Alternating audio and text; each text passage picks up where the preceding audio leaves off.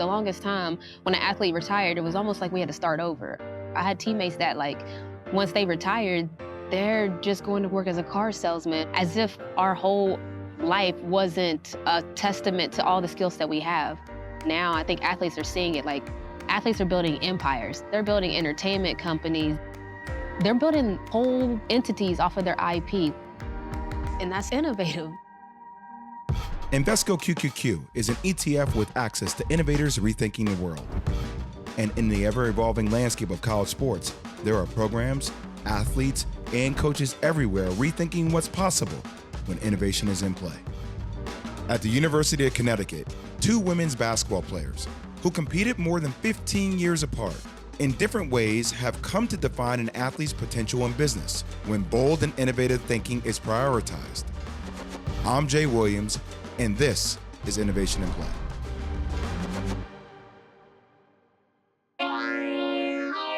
Wait, what do we even have? I know, I got PI. All right, I You got P? I'm going back. I feel like this is your dagger moment. Come on, A.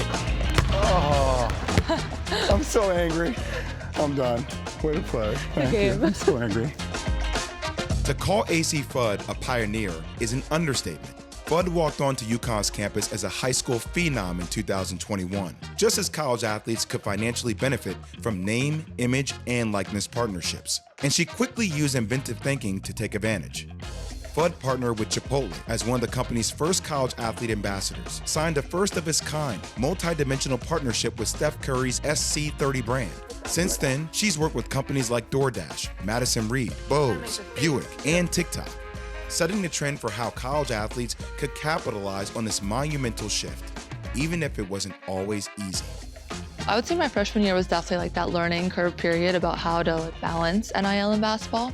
And I think we've gotten into a good groove with my parents, my agents, and I, and even the coaching staff. But now I understand more of the deals that I want to do, what I like, what I dislike. I don't want it to be just a cash transfer. Like, I want to be able to build a relationship with the people I'm working with. I want to like the brand that I'm working with. I want to like their mission statement. With everything happening with NIL, does that relieve the pressure of feeling the need to try to become a pro earlier? Oh, 100%. I think you're going to see almost no one do that anymore because, like, why would they leave college early? You got NIL deals, but also you're in a place that takes care of absolutely everything for you. It's like, why would you go early? But I would say for me, for my decision, my priority is basketball, getting better, winning, and I am super blessed to have NIL be a part of that. Take me through what the experience was like to win a national championship. I have chills talking about it. It was just very surreal and a very, like, I can't believe we did this moment. And then having all the alums come on the court and take pictures with us and, like, seeing some of them crying because they were so proud of us, that was just like the cherry on top to have that moment with them.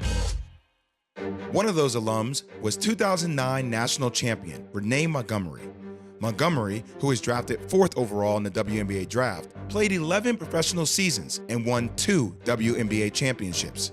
But maybe the most impressive line on her resume was added in 2021 when she became the first former WNBA player to hold a team ownership stake after becoming a part owner of the Atlanta Dream.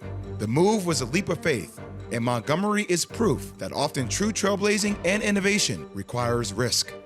Yeah, it was stressful because it would have been one thing if I knew, all right, if I retire, I'm definitely going to be a part of team ownership.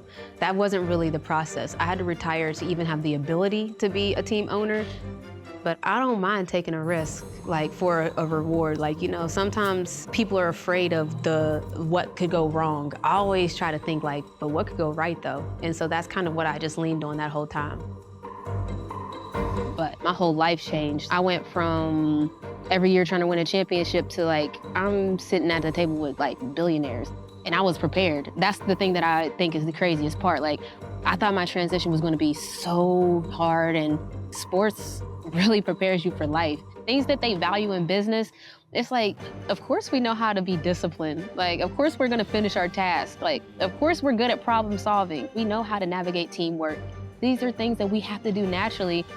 They trans over straight into business, but people for the longest didn't really see athletes as people that are doing business.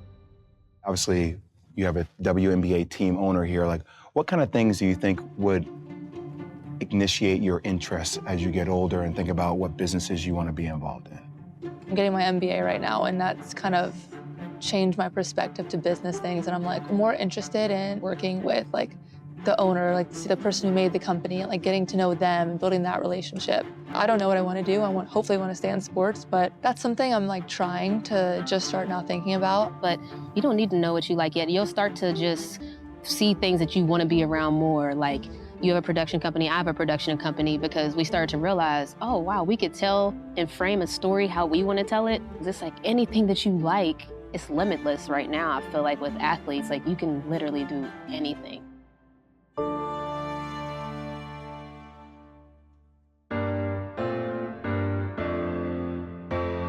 Azzi Fudd and Renee Montgomery are two athletes and businesswomen who embody that exact notion, that they can literally do anything.